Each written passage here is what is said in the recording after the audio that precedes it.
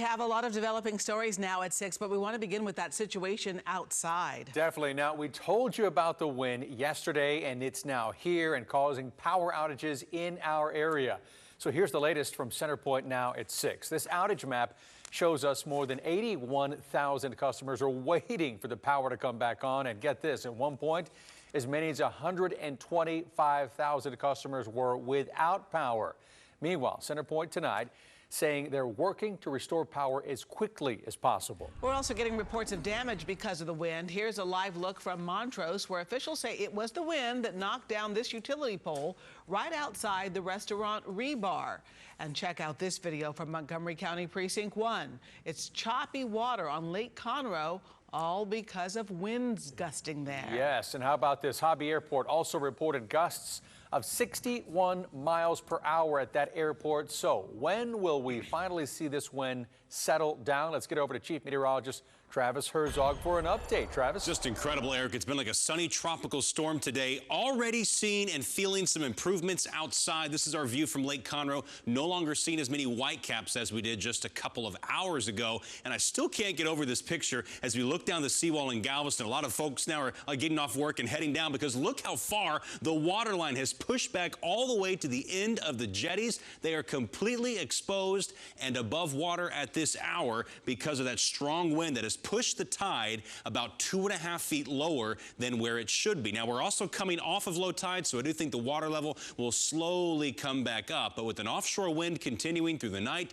and tomorrow, we have low water advisories out for Galveston Bay, and a gale warning continues until near sunrise tomorrow. That river of fast winds runs down the plains through Oklahoma and the eastern half of Texas. We are, though, beginning to see the winds slow down a hair from where they were earlier. We've got winds gusting to 37 miles per hour now in Tomball, 26 in Houston, and 47 in Galveston. And with the sun going down soon, that'll cause the wind to settle down some more as temperatures fall off into the 50s. The wind advisory expires at 7 p.m. We'll talk about what that wind is going to do tomorrow coming up in your full forecast. Travis, thank you.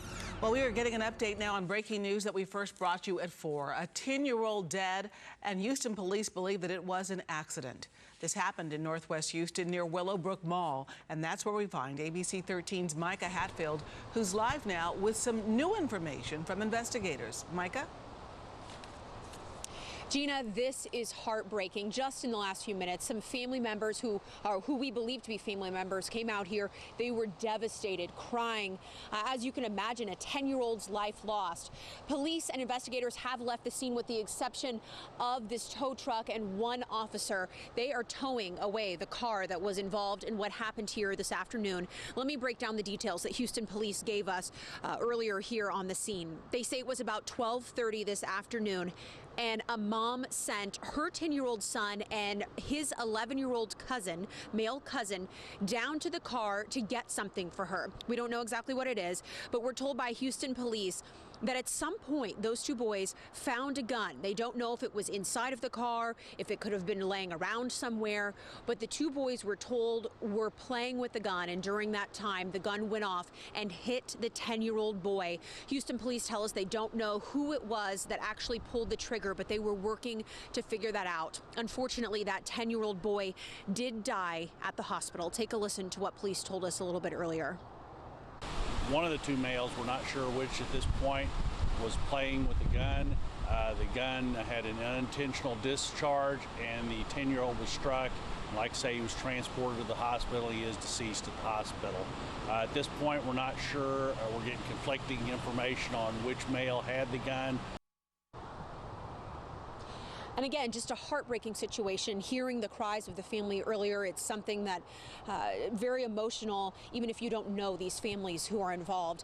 And I will say there are a lot of children out here at this complex. So we've heard from some of the members of this community, and they are also heartbroken over what happened. Again, this happened in the Willowbrook area, just on the other side of 249 from the Willowbrook Mall. Live in Northwest Houston, Micah Hatfield, ABC 13 Eyewitness News. Micah, thank you for the update right there. Looking at the pandemic now, COVID cases, hospitalizations, and deaths all trending down greatly across the country. Dr. Anthony Fauci said today, though, we do not need to declare victory just yet since we're seeing a substantial number of new cases each day. ABC 13's Courtney Carpenter spoke one-on-one with our nation's leading COVID expert today, getting answers about booster shots and when this pandemic may be over. Courtney? Well, right, that continual trend down sure is good news. There's still a lot of questions, though, people have about this pandemic. Today, I asked Dr. Fauci, with the Astros and the Braves set for Game 3 tomorrow, if he thinks we'll see a spike in cases due to these packed stadiums. We have not seen spikes associated with large crowds in outdoor settings over the last few months, starting with the college and professional football season and the game. So I don't anticipate that we'll be seeing a spike, mostly because you're outdoors. Hey, next up, booster shots is something a lot of folks have questions about as the eligibility has recently changed. So I asked Dr. Fauci today if he thinks booster shots are going to be recommended every 6 to 8 months. It remains to be determined whether that booster gives you a much more durable immunity. So I think it would be premature to try and speculate whether or not you should be thinking about maybe a vaccine boost every 6 to 8 months or a year. We don't know that. It is conceivable that the third shot of the mRNA will keep us going for a considerable period of time. Finally, the question we would all like to know the answer to: just when do we think this pandemic will be over? I think that's going to be up to us when we get more and more people vaccinated. We can end the pandemic in this country by getting the overwhelming proportion of our population vaccinated. Remember, we have about 64 million people thus far who are eligible to be vaccinated, who are not yet vaccinated. Getting that number down will help us to predict exactly when we can start thinking about normality. We also had a chance to ask Dr. Fauci about the latest when it comes to kids and vaccines. In the next several days, we're going to find out about the FDA authorization and the CDC recommendation about what they are going to recommend for the Pfizer vaccine for kids ages 5 to 11. Now, he said that if we get the green light for that these vaccines will be available for that age group in the first or second week of November. Guys, back to you. Courtney Carpenter, thank you for that update. Well, we're going to shift gear now and talk about our Stros, who took down the Braves in Game 2 of the World Series, and they now head into Game 3, both teams with 1 win each. That's right. Of course, the series now in Atlanta, Georgia for the next 3 games. That's where sports director Greg Bailey joins us live as the Astros get ready for Game 3 tomorrow. Greg?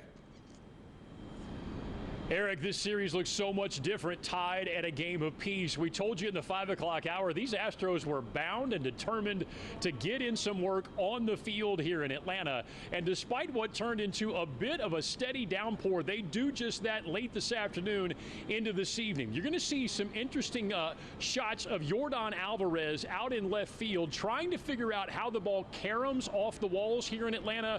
You're also seeing some of the difficult lineup choices that Dusty Baker faces in a National League park. Remember, you lose a designated hitter here in Atlanta, so you'll see Kyle Tucker getting some work in out at center field. He could very well start there tomorrow night. Nothing matters as much as your starting pitcher, Luis Garcia. On the mound, he was brilliant to eliminate Boston last time we saw him, consistently hitting 97 miles an hour. We've never seen that before. Today, Dusty Baker's asked, do you need that kind of effort? Do you expect it from Garcia tomorrow night? More than 97, I hope it's well located 90-something, because 97, walking people and not throwing strikes is no good, but he had 97, 96 in the strike zone. In the strike zone, if Luis Garcia can live there tomorrow night, the Astros are in great shape to take a 2-1 series lead. With much more, Rita Garcia joins us live from the field. Rita? Yeah, I'm out here in the outfield, Greg, just kind of checking it all out. When you go to the ballpark, you get excited even if you're not a baseball fan, and obviously you compare it to others. So just take a look. Check this out. Kind of like Minute Maid Park, Truist Park here has just over 41,000 seats, and kind of like the Houston weather right now, it's 55. It's been raining off and on all day, so it's kind of yucky. And unlike Minute Maid Park, there is no roof here. There's no retractable roof, so it is likely that fans will get wet out here tomorrow by game time. But listen, I've been looking for fans all day long. I found a whole lot of Braves fans, as you can imagine. However, I did find one who says he has a special place in his heart for one Astros ball player. Listen. With Altuve being my favorite Astros, there's a special place for Altuve. because he fought the odds of getting there, especially with him being, you know, smaller. But I'm sure he's so strong, he can do anything. Yes, he can. He took the words right out of my mouth. That was Ken James. We became fast friends right after he mentioned that about Altuve. It was just a really sweet moment. We thought we'd share it with you.